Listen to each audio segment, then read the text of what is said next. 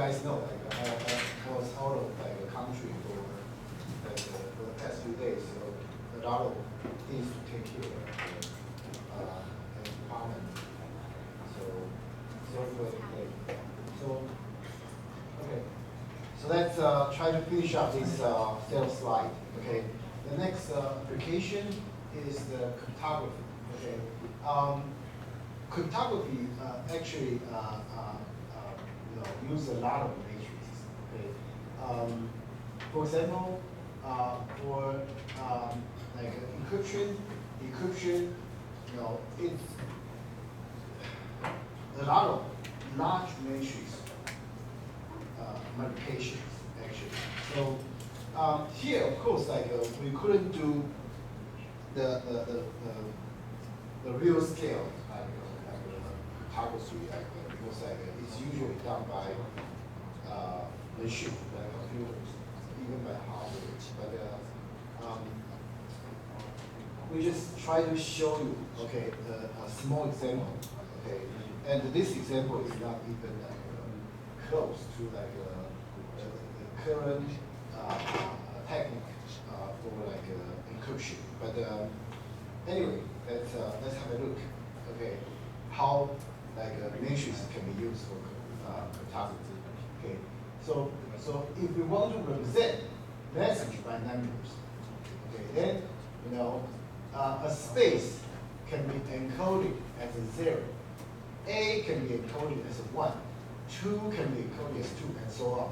So Z can be encoded as 26. So it's obvious this is a very easy encoding method. Okay. As an example, the hello, okay, it's going to be encoded as 8, 5, 12, 12, 15. And if we use encoding matrix like this, okay, this is obviously a very, very simple encoding matrix, okay? Then, because it's 2 by 2, so your hello has 5 numbers, so it has to be truncated into a number of 2, some chunks of 2 numbers. So, for example, the first 2 numbers will be A5. So, we use this matrix, encoding matrix, multiply A5. So this is what we get. And the second chunk will be 12, 12. So we use this encoding matrix, multiply this 12, 12. This is what we got. Okay, and then the last one is going to be 15 with a padding, which is 0. Okay, the padding or like space is encoded as 0.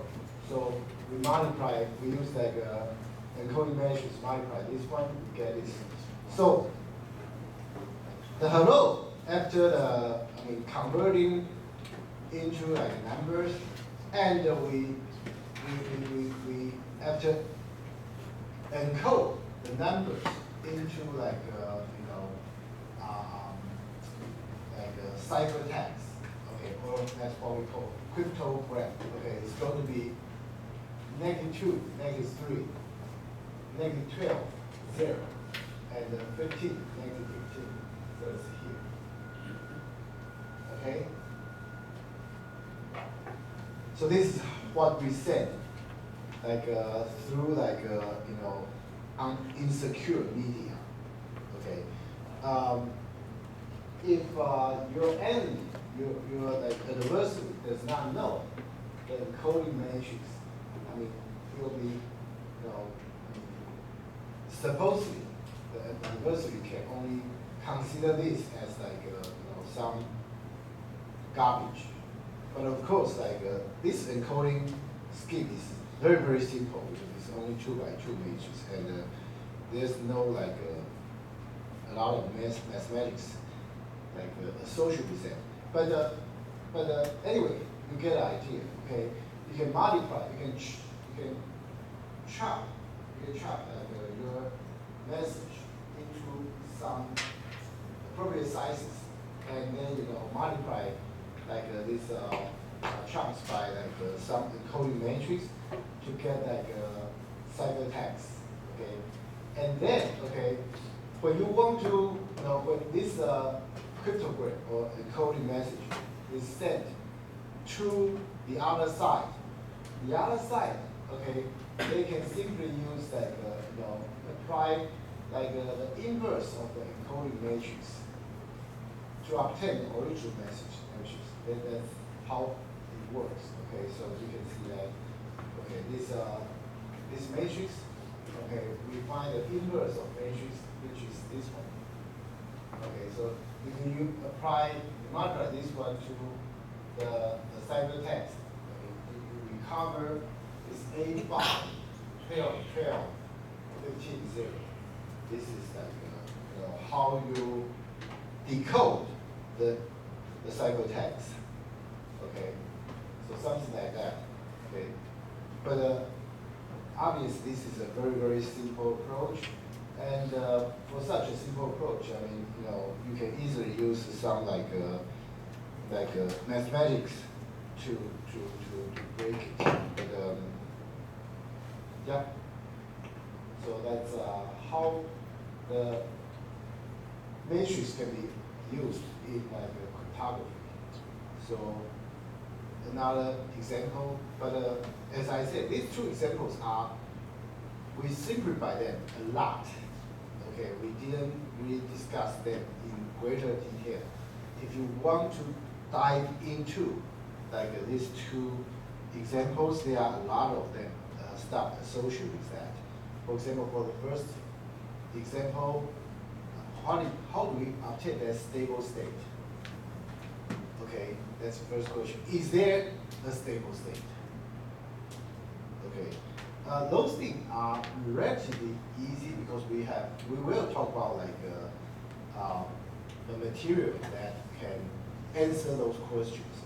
But for the cryptography, this is the big area. Okay, I mean this is just a starting point. There's a lot of stuff. Okay, so I just for those of you interested in like cryptography. Actually, just talked to Professor Xu, Xu Haos. So, I mean, I think like our department, he's like very good. Okay, so yeah, so that's it for this set of slide.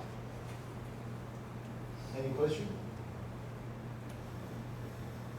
So if no question, let's move on to the next.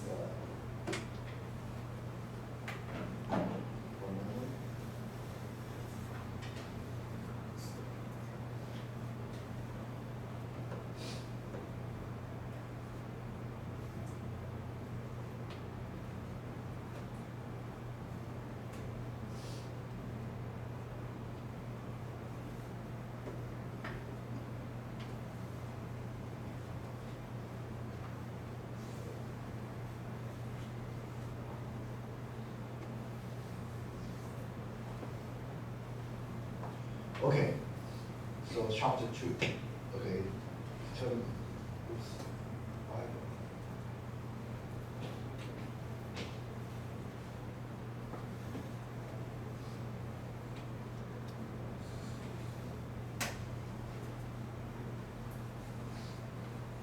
Okay.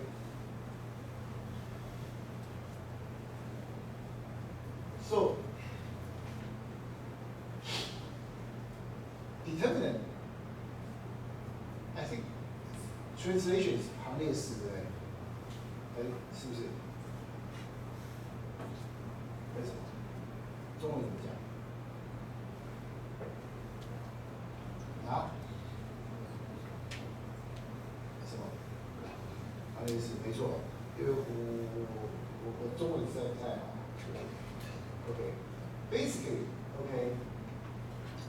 For each square matrix, okay, you can define determinant. Okay, you can define a determinant. Okay, so it maps your square matrix into a number. Okay, into a number. So if it's like the square matrix is like 1 by 1. Then the determinant of that matrix is that only element. Okay? A11, which is the only element of that matrix. But if there is more than one element, okay, if your n, the size of the square matrix is greater than 1, then we have to define this like recursively. Okay, I think like when you are in high school or junior high, I don't know. Like like 2 by 2. How to calculate 2 by 2 determinant, right? You even know how to calculate 3 by 3 determinant, right? Okay, so these are supposedly, I mean, what you have learned from high school, but yeah. Here we want to talk about like a more general case, so we have to talk about like a recursive definition. Okay, so first we have to define capital Aij. Okay, so it's the matrix obtained by deleting row and the column containing the element Aij. Okay, first, okay, we get rid of the row and the column of that Aij. So the resulting matrix is Aij, the capital Aij. So obviously, if the matrix containing the element Aij size is n by n, then after we delete the row and the column, the capital Aij, this matrix, the size will be n minus 1 by n minus 1, right? Right? Because we get rid of one row, one column, right? Okay. So then we can define the capital Nij, okay, to be the determinant of Aij. Okay, we call this capital Nij to be the minor of the element Aij. Okay, the minor of the element Aij. And then, okay, we let Cij, okay, Cij to be -1 to the power of I plus j times Nij. We call this Cij as the cofactor of the element Aij. So this is complicated. I admit it's complicated, but if you can accept this, then we can write this recursive definition of the determinant very, very neat. Okay. So determinant A is going to be A11 C11 plus A12 C12 blah, blah, blah, plus A1 and C1. So this is how we recursively define determinant, regardless of its size. Because, as I said, if A is of size n by n, then when you calculate this C11, really like it involves the calculation of the determinant capital Aij, right? This determinant capital Aij becomes like you are calculating the determinant of n minus 1 by n minus 1, right? So the problem size is reduced, right? The problem size is reduced. Okay, remember, like because we want to do recursive definition. definition. So you have to define this problem by a smaller size of the same problem, right? So basically, like each of these involve the calculation of a smaller determinant. Okay? And also, here, we are trying to expand, because it's A11, A12, blah, blah, blah, blah, A1, and we are trying to expand through like the first row, right? First row. Because A11, A12, A, blah, blah, blah, to A1, and these are the elements in the first row, right?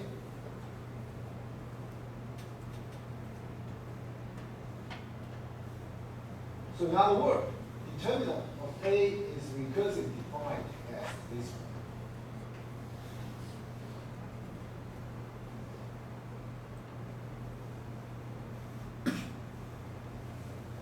And 265, okay, the notation, remember like in matrix, we use like this the bracket, right? We use bracket.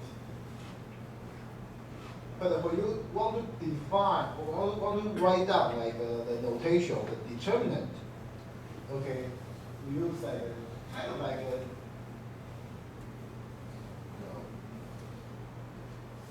像那个绝对值那样子，两根这样子，直的这样子。I think like you do the same like in your high school years, right? So I think this is not like anything more complicated. Okay? So far so good, right? The only thing you're not that familiar with is that recursive definition. So let's look at some simple example.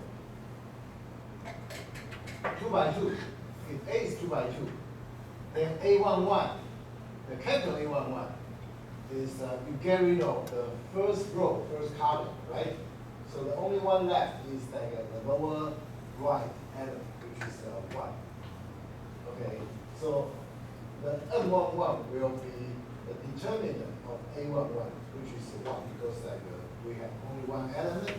If you have only one element, then the determinant is that element. Okay? And the A12 will be you get rid of the first row, second column, so the only element left will be 5. And determinant of that A12 is 5. So the determinant of A is going to be A11 times the cofactor of this liquid like so it's -1 to the power 1 plus 1, M11, plus A12 times -1 to the power 1 plus 2, M12. So it's going to be -13. And by the way, this is exactly,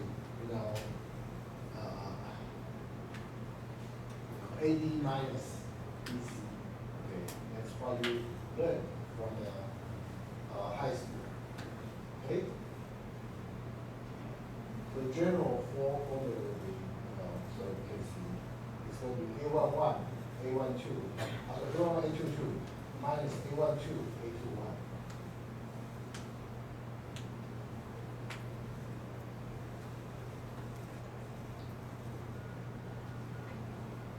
And this works for 2 by 2. I mean, it obviously works for 3 by 3, right? So you can expand like this determinant through like a first row. So this is like you can see like first row is 1, 2, -2. So it's a 1, 2, -2, and so it's the first element is like -1 to the power 2 times you get rid of first row, second first column. So this is what you get. And so on, okay?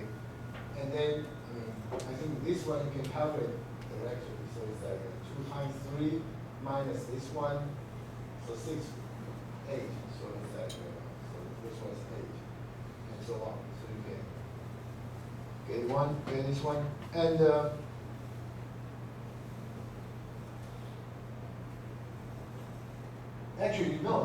high school, 3 by 3 matrix, this determinant can be done directly. Okay, because if we try to write it in general format, then it's going to look like that. And through some calculations, it's going to you can write it like this, and you can see that it should be consistent to what you have learned from your high school. Basically, it's like怎么讲？这个右边这个45度这样子乘这样子，然后减掉左边45度这个应该刚过去。You should have learned that in high school. So this determinant recursive definition is consistent to what you have learned in high school. Okay.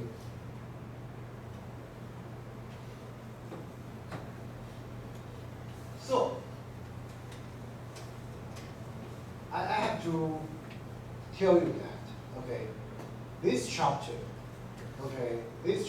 starting from chapter 2, okay, it's going to be a lot of new stuff. Okay, so up to now, okay, most of the things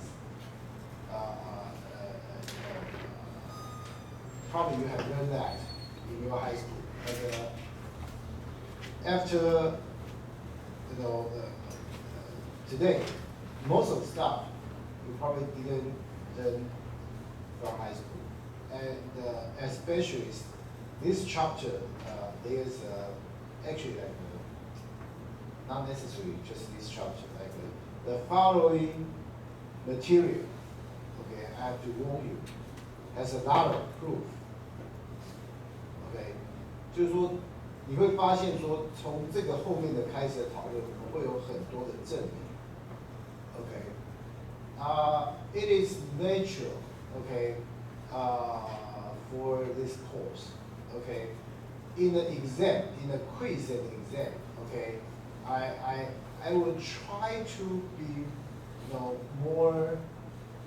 I will try to be nice to you guys. I will give you more like a calculation type of question, but I really cannot avoid like a proof proof type of question. Okay, 就是在考试的时候，我会尽量增加一点计算的那种题目嘛，但是大概避免不了会考一些证明题，因为你们后面就是在学这门课，你会发觉说，其实这个课证明很多，证明很多。那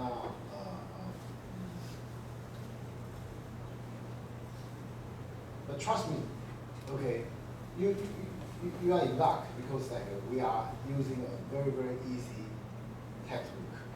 Okay, the Leon's textbook is really easy. Okay, I mean, if you are in like a math department, okay, after like the whole semester of discussion, you don't even get to talk about like matrix at all. Okay. I mean, we're supposed to talk about like linear algebra, but it has nothing to do with matrix.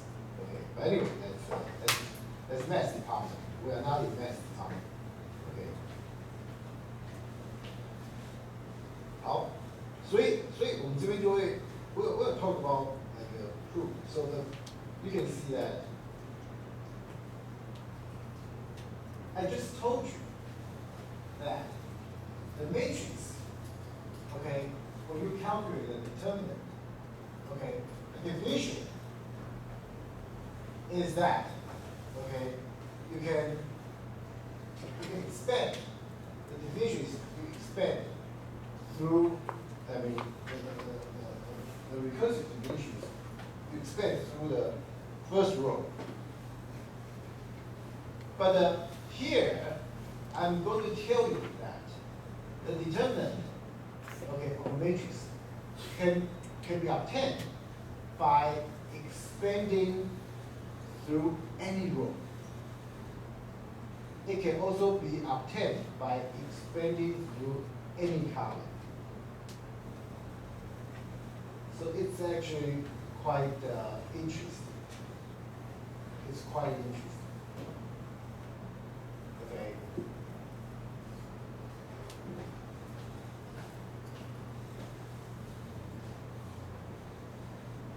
So,